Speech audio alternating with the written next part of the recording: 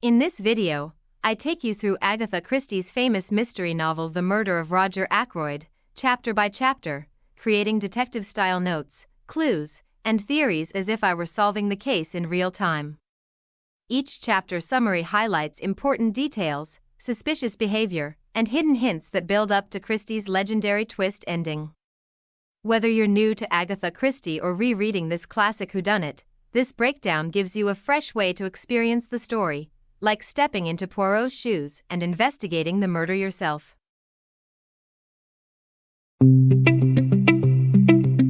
Welcome to Mr. Bebop.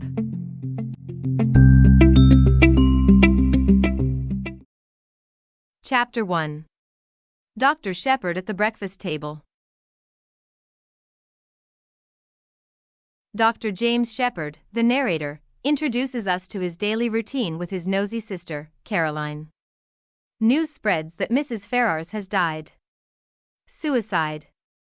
Rumors suggest she was being blackmailed after poisoning her husband. Caroline suspects Ackroyd knows more. If true, he could be next. Facts. Mrs. Ferrars is found dead. Rumors have it that she poisoned her husband a year ago. Villagers say she was being blackmailed. Clues collected. Suicide points to despair, likely caused by blackmail. Caroline says Roger Ackroyd knew more about her. Suspect list. The prime target may be the unknown blackmailer. Theory update. The blackmailer has a strong motive to protect his identity. Ackroyd may know the truth, he could be in danger.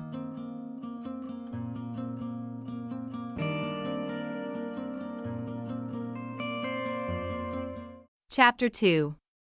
Who's Who in King's Abbot. Sheppard describes the village's main characters: Roger Ackroyd, his stepson Ralph Peyton, his housekeeper Miss Russell, his widowed sister-in-law Mrs. Cecil Ackroyd, and her daughter Flora. Every one of them with secrets and possible motives. Facts. Roger Ackroyd. Wealthy, influential. Ralph Peyton. Stepson, reckless, in debt. Flora. Niece, engaged to Ralph. Mrs. Ackroyd. In debt, money issues. Major blunt. House guest, quiet, reserved. Mr. Raymond. Secretary. Miss Russell. Housekeeper. Clues collected. Ralph's debts equals motive. Mrs. Ackroyd's money issues equals motive. Miss Russell, sharp, watchful. Suspect list. Ralph Peyton, financial motive. Mrs. Ackroyd, financial motive. Miss Russell, hidden intentions. Theory update. Household already looks full of secrets.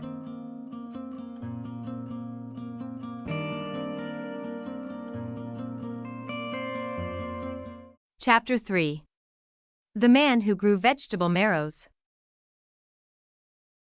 Sheppard meets the new neighbor, Hercule Poirot, retired detective disguised as a gardener. He's quirky and observant. Facts. New neighbor revealed, Hercule Poirot, retired detective. Clues collected, Poirot observing in background, useful later. Suspect list, unchanged. Theory update, Poirot is here for a reason. He will likely uncover what others miss.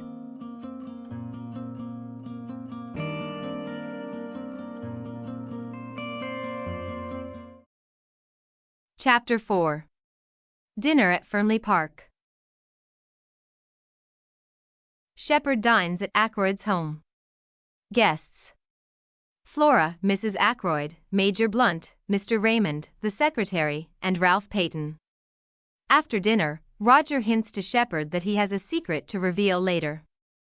He never gets the chance to share it. Facts. Guests include Flora, Ralph, Mrs. Ackroyd, Major Blunt, and Mr. Raymond. Ackroyd hints to Sheppard about a secret to tell him later. Clues collected, Ackroyd knows something important, likely about blackmail. Suspect list, Ralph, other guests. Theory update, Ackroyd's secret is dangerous, he is marked for death.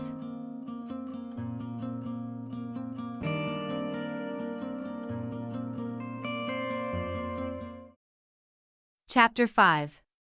Murder. Sheppard returns at night to Fernly Park. Ackroyd had received a letter from Mrs. Ferrars before her death, revealing who blackmailed her.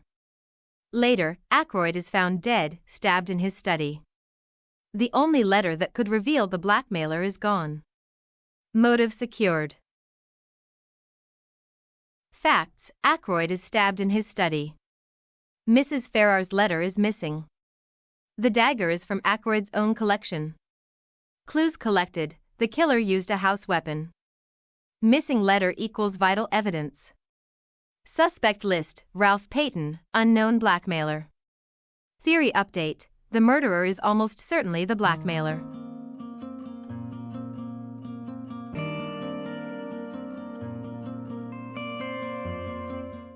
Chapter 6.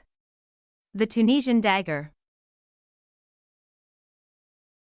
Ackroyd was killed with a dagger from his study. Everyone claims they were elsewhere.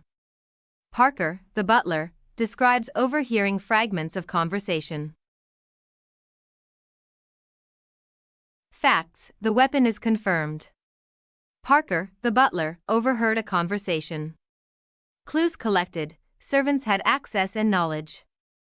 Suspect list, add Parker, a potential liar and blackmailer. Theory update, inside job looking more likely.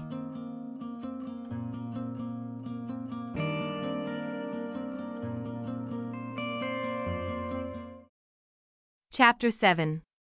Inspector Raglan is called in. Police investigate. Ralph Peyton is missing and instantly suspected. Poirot is officially brought into the case. Facts: Ralph Peyton is missing. Police call Poirot to assist. Clues collected: Ralph's disappearance is damning. Suspect list, Ralph Peyton, strongly suspected by police. Theory update, feels too obvious. Christie never makes it this easy.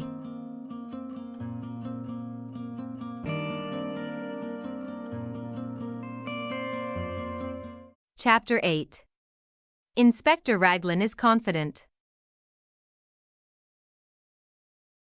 Raglan insists Ralph is guilty. Poirot disagrees and begins questioning timelines and alibis.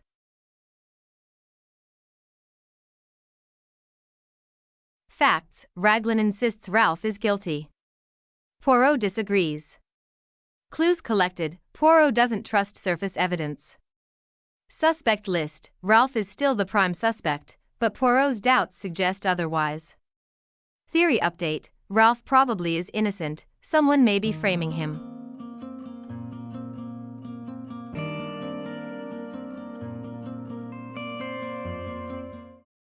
Chapter 9. The Gold Ring.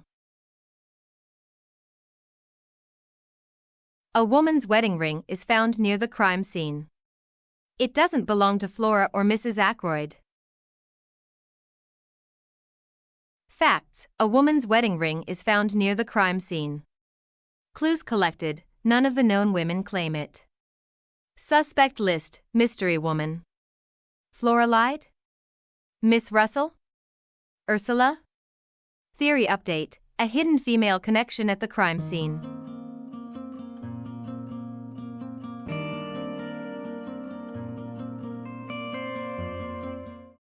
Chapter 10. The Parlor Maid Ursula.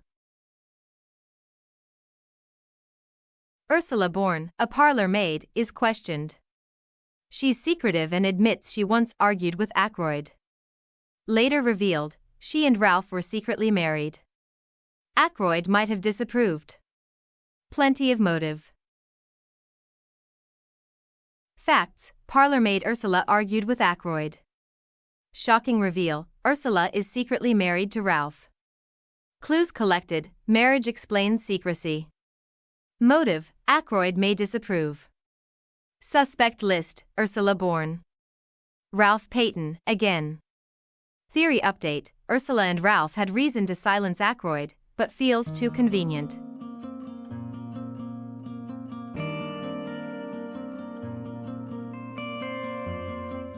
Chapter 11 to 15. The Web of Lies. Poirot learns every character is hiding something.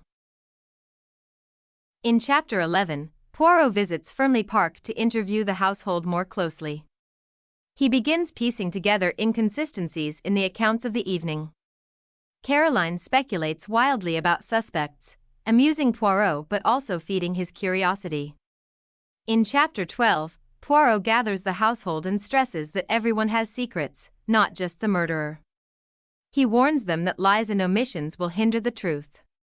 Several family members show unease, suggesting hidden motives beyond the murder.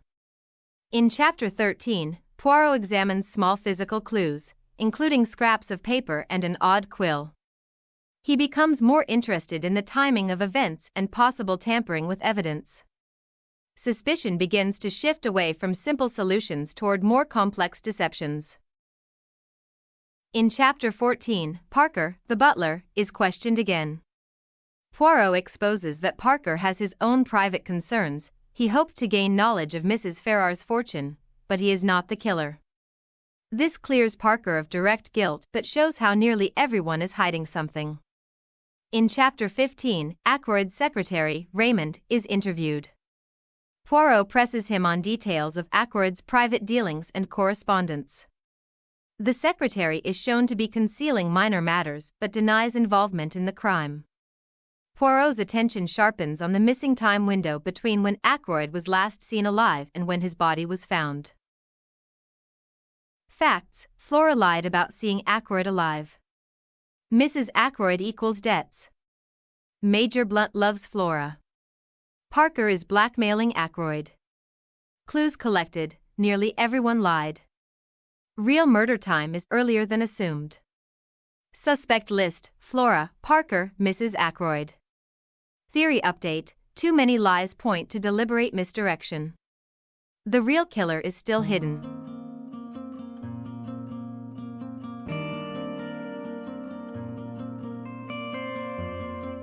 Chapter 16 to 20. Poirot tests alibis. Poirot carefully reconstructs times, telephone calls, and movements. In Chapter 16, Poirot invites Dr. Sheppard and Flora to his house. He discusses how everyone in Fernly Park is concealing something, even if not directly linked to the murder. Poirot stresses that secrets and lies are central to solving the case. In Chapter 17, the butler Parker is questioned again about the night of the murder. He is cleared of suspicion but reveals more about overhearing parts of conversations and his curiosity about Ackroyd's affairs. His motives are shown to be self-serving, but not murderous.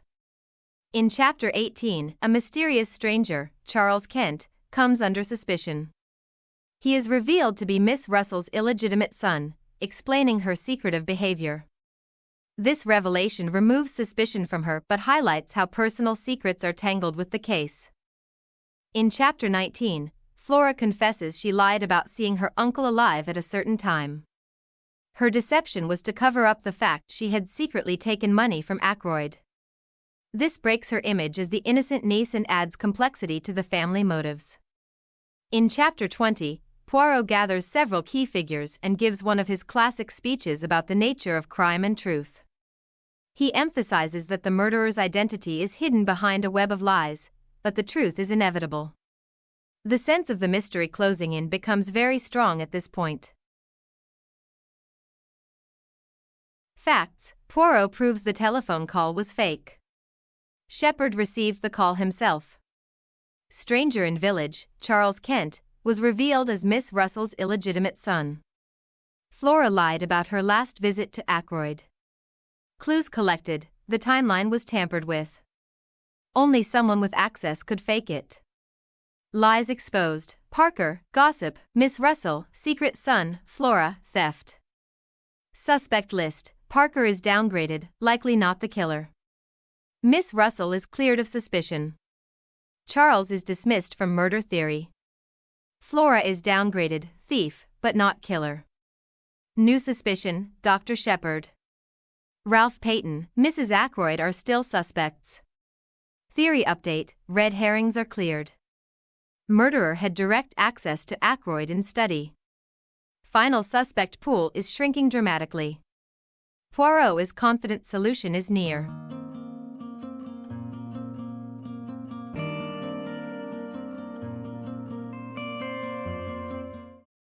Chapter 21 to 23. Poirot closes in. Poirot reveals each person's secret but says none are the killer. He claims to know the truth but delays the reveal. In Chapter 21, a newspaper publishes a damaging paragraph implying Ralph Peyton is guilty. The household reacts anxiously, Flora is especially distressed. Poirot cautions against jumping to conclusions based on appearances. In Chapter 22, Ursula Bourne, the parlor maid, reveals she secretly married Ralph Peyton. She had argued with Ackroyd the night of the murder because Ackroyd disapproved of the marriage. This explains Ralph's disappearance, he was protecting Ursula's secret. In Chapter 23, Poirot gathers everyone to review all evidence. He begins tying together the lies, secrets, and motives uncovered. Hints strongly that he is ready to reveal the truth soon. Facts, Poirot uncovers everyone's lies but absolves them of murder. Says he knows the truth. Clues collected, most suspects are now cleared. Ralph is still linked, but marriage provides context, not direct motive for murder. Who remains unexamined? The narrator himself. Suspect list, Ralph. Dr. Sheppard. Theory update, final stage, the murderer is someone with access to Ackroyd in locked study, motive to silence him, and chance to manipulate evidence. Growing conviction, Sheppard might be the killer.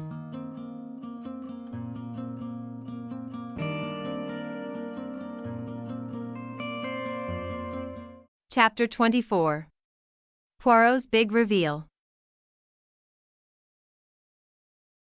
Poirot gathers everyone and announces who the murderer is. Facts, the murderer is Dr. Sheppard. Motives, he was Mrs. Ferrars's blackmailer. Methods, stabbed Ackroyd, faked phone call, concealed truth in his own narrative. Final clues collected, the missing letter was suppressed by Sheppard. The phone call was engineered by Sheppard. The timeline manipulation was Sheppard's doing. Final suspect list, Dr. Sheppard is guilty.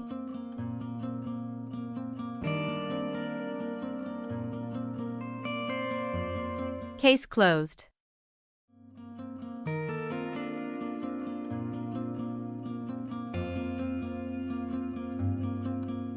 Christie's greatest twist.